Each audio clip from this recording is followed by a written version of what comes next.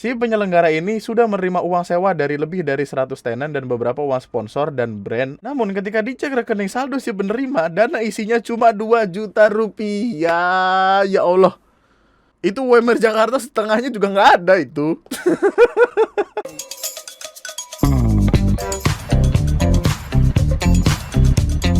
Halo semuanya, selamat datang kembali di TNM.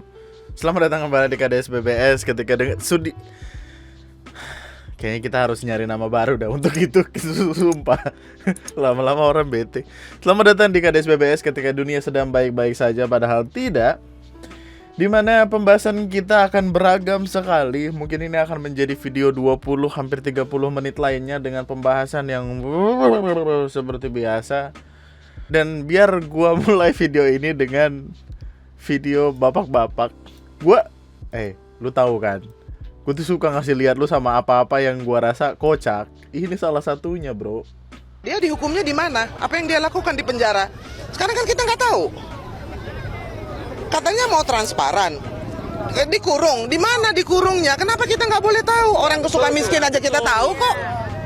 Penjara aja kita punya hak untuk tahu. Iya dong. Kenapa? Waduh deh, itu jangan-jangan mereka di sana kopi, makan, keluar, pinjau karo, main biliar, membuat persekongkolan baru. Begini, kepercayaan itu kan sudah dicoreng. Jadi dia dihukum.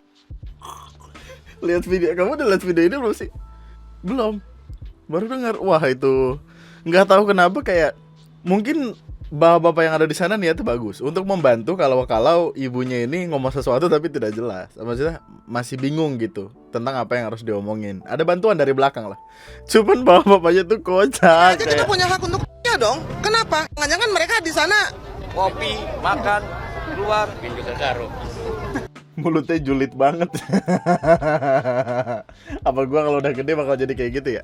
Udah tua gitu, kemana-mana. Tapi anyway, biar gua mulai video kali ini dengan pembahasan sebuah perkara yang sebenarnya sudah dari minggu lalu. Cuman awalnya tuh gua putusin kayak mungkin ini nanti aja gitu, akhir bulan atau apa, karena tipis-tipis doang. Tiba-tiba keadaannya berbalik. Sebelum itu, biar gue jelaskan dulu tentang apa yang terjadi.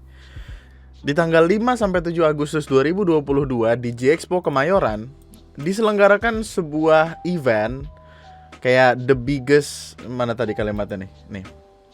The biggest Indonesia Thrift Event, Indo Thrift Fest. Nah, gitu harusnya nadanya. Indo Thrift Fest. Jadi Indo Thrift Fest ini kayak ada sebuah acara aja. Acaranya itu menampilkan beberapa artis dan nama-namanya yang cukup gede. Rizky Febian, Tony Kirastafara, Kangen Band, Tip X. Terus selain adanya penampil atau orang-orang yang nyanyi, akan ada juga booth-booth atau tenan-tenan di mana tenan ini akan berjualan baju thrift untuk ya udah mengisi koleksi lu aja gitu. Acara ini juga berbayar, harga yang regulernya tuh di 50.000, VIP stage-nya itu 150.000. VIP itu artinya lu bisa nontonin beberapa line up artis yang ya namanya lebih gede dari yang lain gitu. Katakanlah Rizky Febian, Tony Kirastafara sama Kangen Band, Tipex yang gitu-gitu. Perkaranya jadi cukup wow karena dari hari pertama ditemukan beberapa masalah. Ratusan tenan yang ada di sana itu udah diiming-imingin kalau ada 5.000 tiket yang sudah berhasil terjual. Katakanlah 5.000 tiket untuk satu tiket yang seharga 50.000 tadi. 50.000 dikali 5.000. Harusnya panitia at least sudah memegang 250 juta. Oke. Nah, permasalahannya adalah tenan-tenan ini tentu mesti nyewa tempat, mesti ngebayar ke pihak penyelenggara untuk ada di sana gitu. Yang mana budgetnya ya variatif gitu.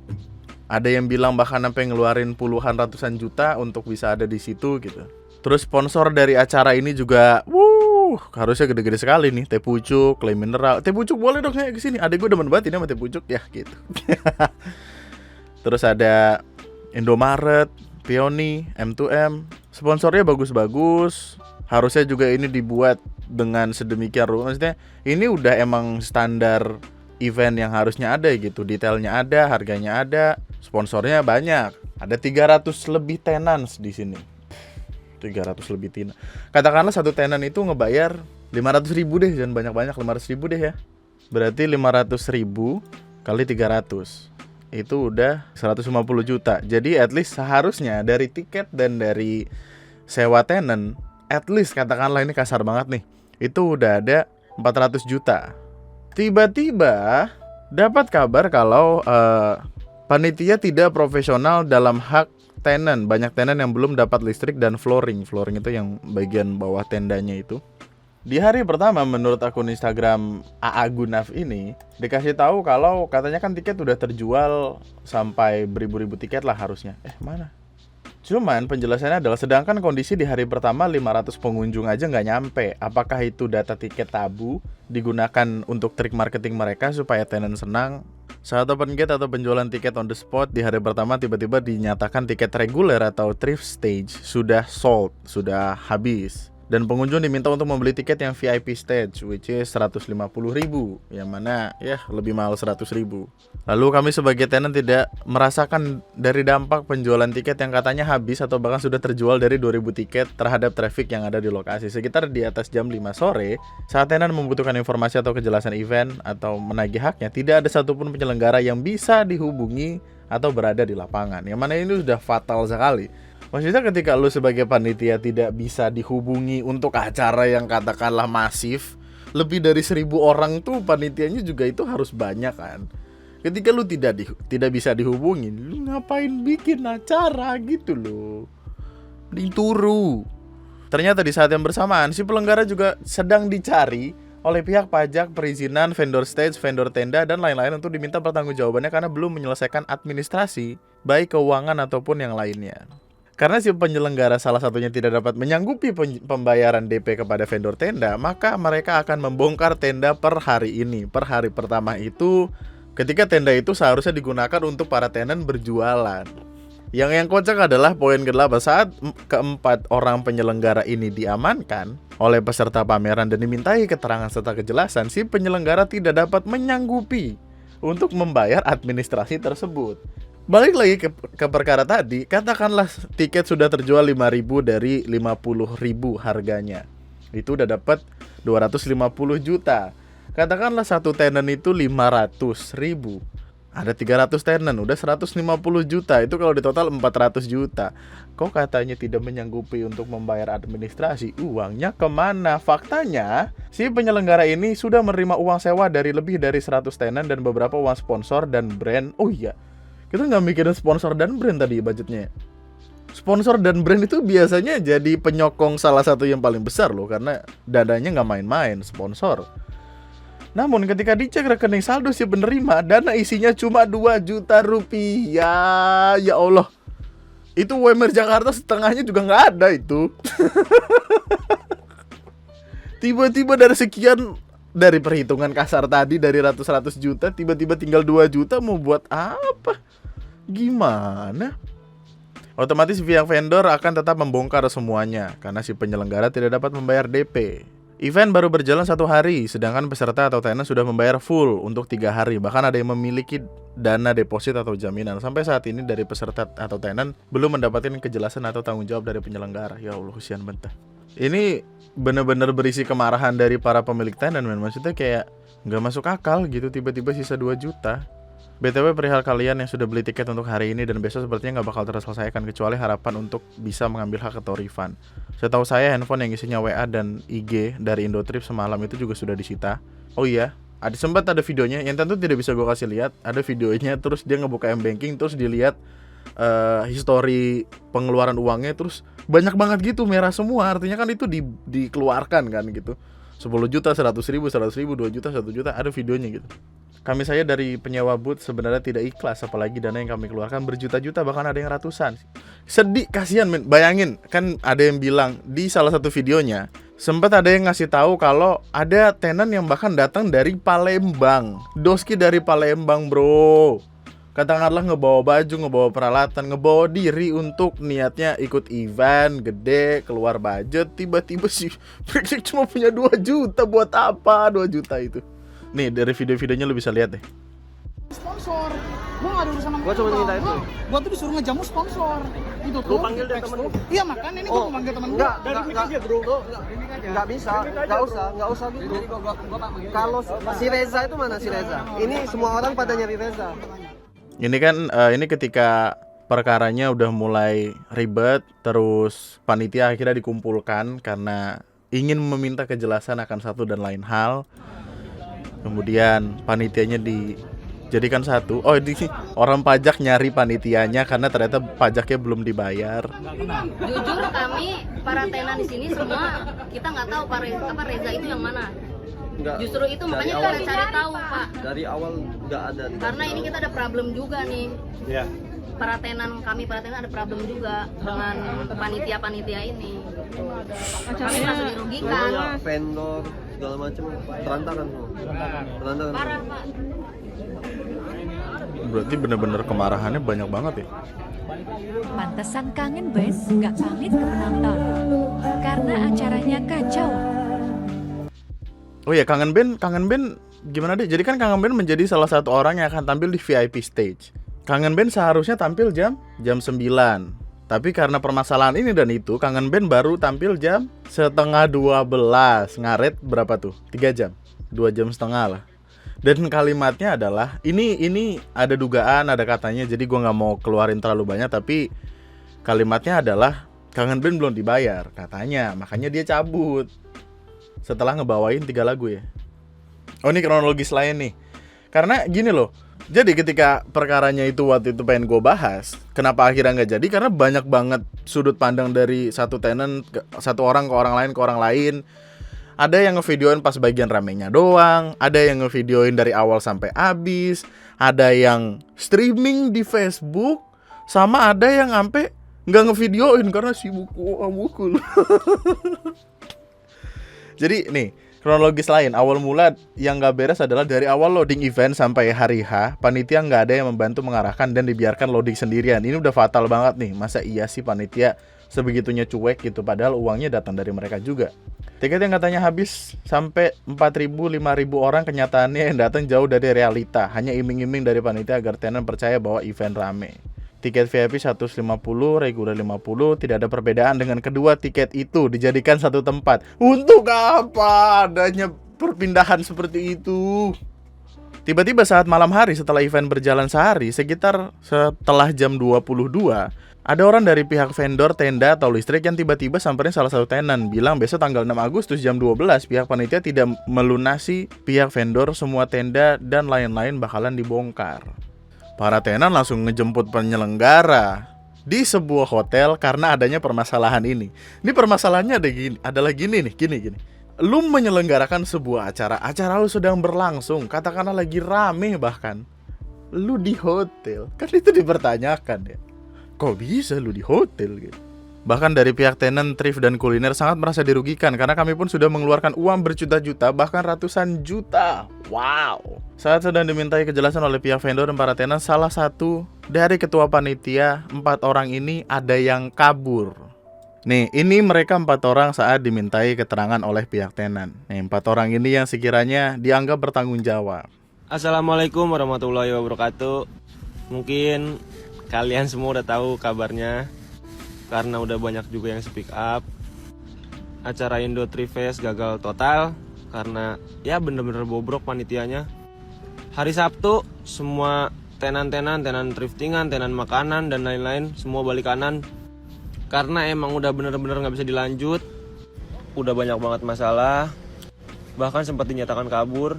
Semua tenan lagi menyelesaikan masalah di tempat, tapi di tempat cuman sisa satu panitia, yang lainnya nggak tahu kemana. Dia lagi Bahkan di hotel. Kemarin alasannya apa dia lagi di hotel? Ngecas HP kok di hotel? Ngecas HP di hotel. Emang ngecas nggak bisa di tempat lain? Kan lu ada acara tuh harusnya ada listriknya dong. Kan ada yang nyanyi. Masa iya lu? Karena yang lainnya harus sampai nyari-nyari, tapi akhirnya ketemu juga di salah satu hotel. Pokoknya acara ini emang dari awal udah nggak jelas. Panitianya bobrok, nggak ada tanggung jawabnya sama sekali. Nggak cuma di situ, bahkan ada dugaan mereka ini menyelewengkan dana. Buat teman-teman semua yang dirugikan di acara ini, termasuk gua, ambil hikmahnya, semoga diganti dengan yang lebih baik. Amin. Semoga mereka Oh ini yang habis. Jadi kan kayak ada fotonya gitu. Sebelum dipukuli, sesudah dipukuli. Oh segitu, bengep bro. Terus ini juga kucing. Gua nggak tahu nih kucing kayaknya menjadi salah satu tersangka nih kucing.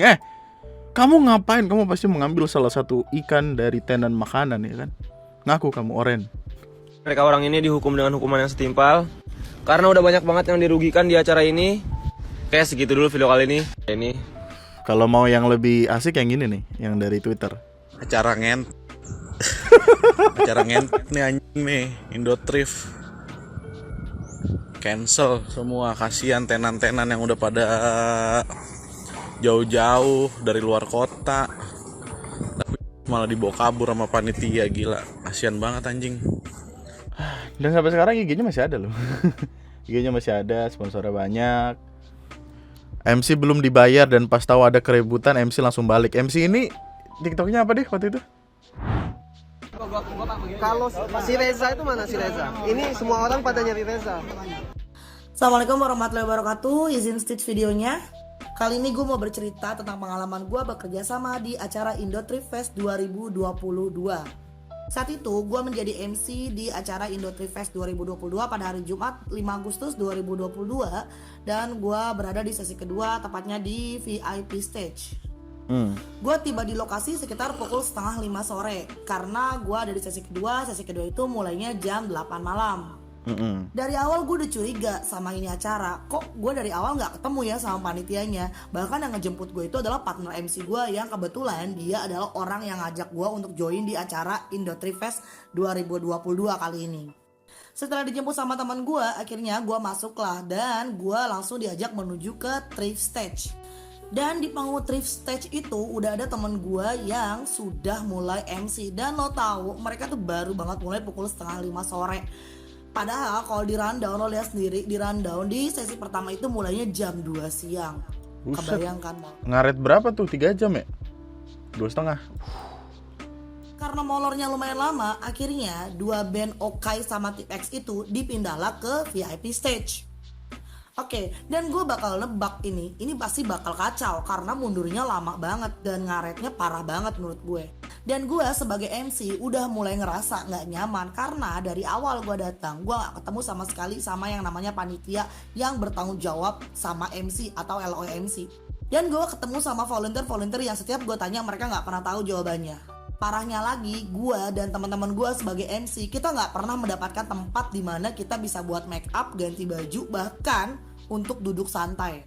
Padahal harusnya MC itu memiliki tempat tersendiri di backstage untuk ya make up, makan, persiapan segala macem, karena ya dia salah satu pengisi acara di sana gitu.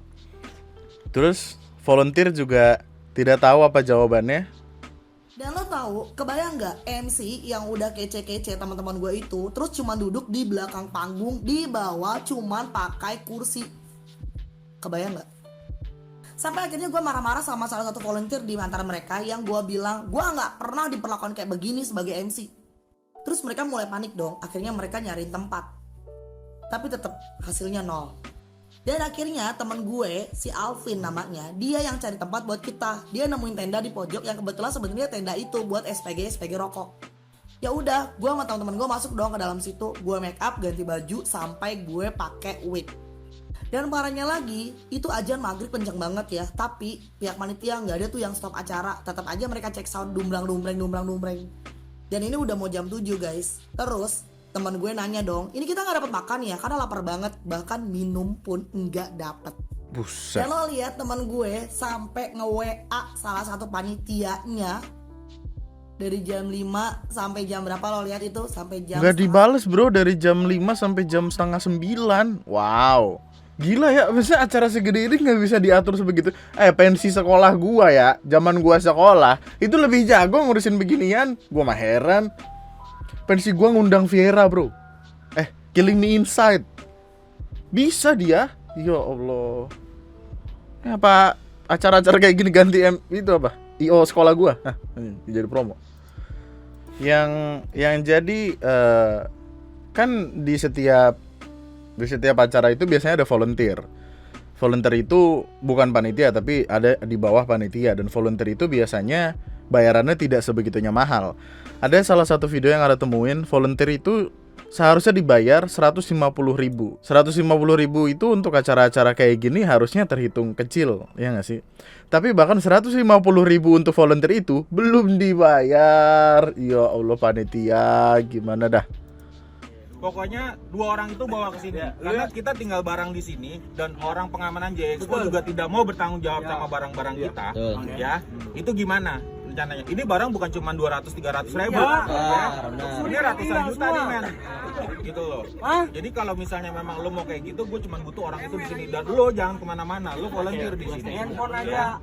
Oh iya, salah satu yang jadi aspek penting juga adalah pihak keamanan di sana itu tidak bertanggung jawab atas hilangnya barang. Itulah kenapa banyak barang-barangnya hilang, karena tidak ada koordinasi antara panitia dan pihak keamanan di sana gitu.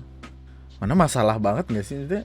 Tadi ada salah satu orang yang bilang kalau ini barang yang dia bawa nih harganya hampir ratus juta nih, kalau misalkan kita nggak yakin sama tempatnya gimana gitu, kalau sampai hilang bahaya banget gitu kan. Terus akhirnya setelah tadi kan akhirnya dikumpulin tuh panitia-panitia yang dari hotel ditarik turun ke bawah, yang tadi alasannya HP-nya mati terus ngecas. Kata gue beli power bank bang. Terus dikumpulin jadi satu tempat, ditanya-tanya lah. Nih ditanya-tanyain. Sama Fikri. Terus Andri. Enggak juga. Andri kan jauh. Andri di sini bang, lagi bikin video. Saya nggak ikut-ikutan. Iya, maksud gue itu intinya kan, yang lain volunteer kan, benar dong? Iya. Yang lain volunteer. Iya, yang lain volunteer. Lu berarti bertanggung jawab. Santai banget lagi, masih bisa ngomong sambil ngerokok coba. Yang 4 orang ini berarti intinya kan? Enggak, kalau Andri. Ini orang bukan kali ini aja, di Bekasi tahun 2020 pernah juga kayak gini. Yang 4 orang ini berarti intinya kan? Enggak, kalau Andri enggak. Kayaknya ada backup karena nggak hanya sekali dan selalu lolos otaknya adik kakak dan dibantu rekan-rekan lainnya. Barang bukti semua hilang, HP, KTP, dan laptop sudah ada yang bawa. Setelah mengetahui semua kebongkar tipu muslihat mereka. Oh by the way, ada sebuah thread di Twitter yang tidak bisa gue tunjukkan karena isinya adalah KTP, dan setelah dicari tahu ternyata ada salah satu dari panitia ini memiliki 2 KTP dan 2 NPWP. Terus akhirnya ketika mereka dipertemukan, maksudnya diajak ngobrol rundingan tapi tidak ketemu pada akhirnya arahnya kemana, akhirnya salam olahraga pun bermain. Dan kalau dilihat, ya Allah, sampai bengap bocah pada. Setelah penjemputan paksa dan HA di hotel, mereka menginap karena pada saat event dimulai mereka hanya rebahan di hotel seolah-olah udah ada rencana untuk kabur. Untungnya Firdaus yang tengah tertangkap di awal, kalau tidak bisa jadi komplotan ini sudah kabur entah kemana. Dari jam berapa? Dari siang apa dari baru masuk dari kejadian ini? Iya, sekarang maunya kemana kan? Iya, ngomong aja. Iya, uang itu ya kayak pakai buat operasional, terus yang kita kan tinggal barang-barang. Ketika ditanya-tanyain duitnya kemana, alasannya mereka adalah udah buat ngebayar musik, udah buat ngebayar operasional dan segala macamnya, yang padahal operasional belum yang dibayar tuntas gitu. Nah, terus ada kalimat yang kayak gini, Paps, itu kok event diberhentiin kenapa? Tendanya belum kebayar, artis belum kebayar, tiket habis di Boroncalo, yang harga 50 jadi 175 sama calo yang gak jadi dateng, buset deh. Oh, nah ini kemungkinan lainnya nih, ini kemungkinan entah memang diniatkan dari awal begini supaya tenan pada percaya, kemudian wah nih tiket ternyata rame, ayo kita taruh di sana, atau memang calo ini yang ngebikin semuanya jadi bermasalah. Ya kiri dan kanan adalah, tapi harga gocap dijual sama calo jadi 175, siapa yang mau beli gitu, siapa juga. Pokoknya dari ini dan itu, intinya tuh banyak sekali permasalahan. Kekecewaan para tenan datang, ini ada akun It's Me Ants nge-recap kekecewaan para tenan. Sampai hari H booth mereka belum siap, pada protes barang hilang. Oke lah, HP hilang tanggung jawab masing-masing, tapi ada yang hilang meja, mesin kopi, grill, yang para tenan merasa tidak aman meninggalkan barang mereka di tempat yang literally event selama 3 hari. Dari situ banyak orang yang kemudian menemukan aksi-aksi si panitia ini. Ada yang bilang kalau si orang ini udah pernah nilep uang kas komunitas. Ada yang utang ke kepala sekolah pakai nama orang. Utang ke kepala sekolah aja. Ini dugaan ya, masih dugaan ya. Uang sponsor buat event malah ditilup sendiri, peralatan musik temennya dijual, peralatan kopi temennya juga nggak bisa diambil, usaha sayur mayur jutaan nggak dibayar, yang nanggung malah orang lain. Orang Lampung kena 80 juta sama dia, puluhan orang yang diajak kerja sama dia nggak dibayar gaji sebulan. Event Cilegon Clothing Festival banyak masalah, tambahan bikin event futsal juga bermasalah. Masih banyak kasus sih, ini kebongkar satu-satu. Cuman setelah dicari tahu lagi, ternyata tahun 2021 lalu udah sempat ada thread yang menjelaskan kalau si panitia, si ketuanya tadi itu katakanlah, udah sempat ngelakuin penipuan juga. Uang 90 juta investasi dibawa kabur sama dia. Jadi kayak emang udah nggak sembarangan lah nih orang gitu. Lalu pertanyaan lu sekarang mungkin bertanya gitu, kenapa permasalahan ini akhirnya gue bawa setelah beberapa lama? Selain karena kekesalan orang-orang. Oh ya, bahkan ada yang bilang kalau ada yang membayar uang tenan 2 juta untuk 3 hari. 2 juta 3 hari. Buset, 1 juta kalau udah 100 orangnya itu udah 100 juta.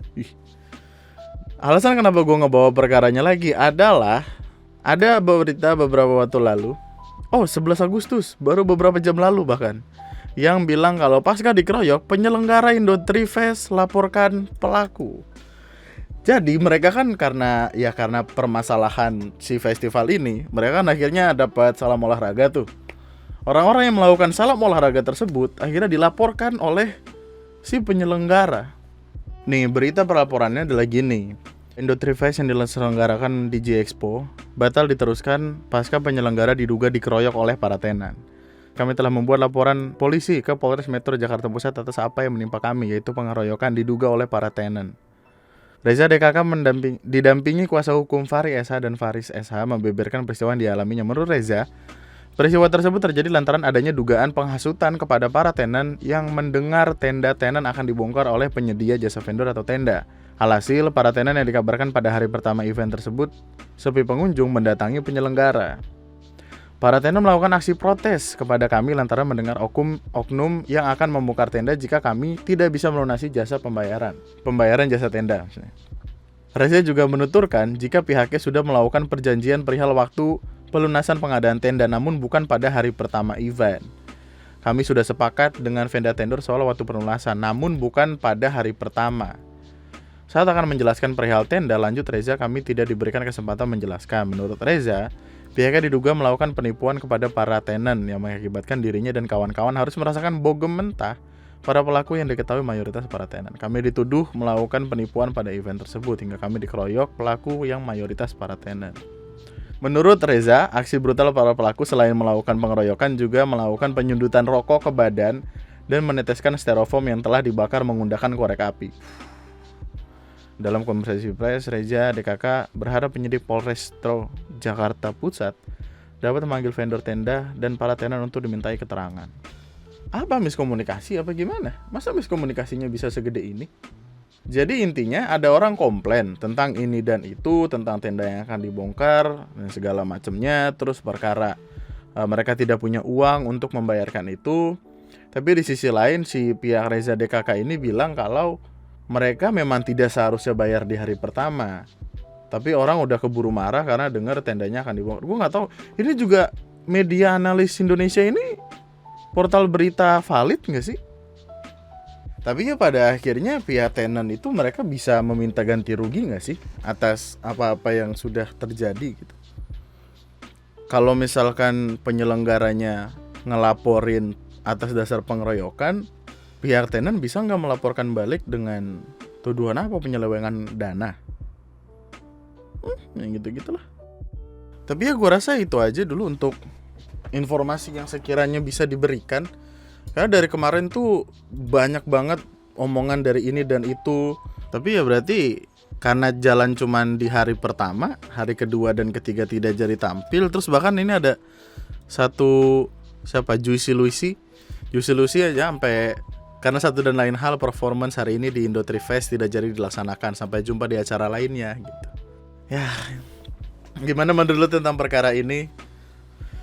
Gue sih kasihannya sama tenan ya. Sama orang yang udah beli tiket buat 3 hari, tenan yang udah bayar untuk menyewa lahan di sana, untuk menyewa tempat di sana. Tadi kan estimasi kita katakanlah 500.000, ternyata ada WhatsApp yang bilang kalau itu 2 juta untuk 3 hari. Bro, 2 juta loh. Itu uang loh. Belum tentu balik modal gitu. Ya tentu tidak balik modal sih.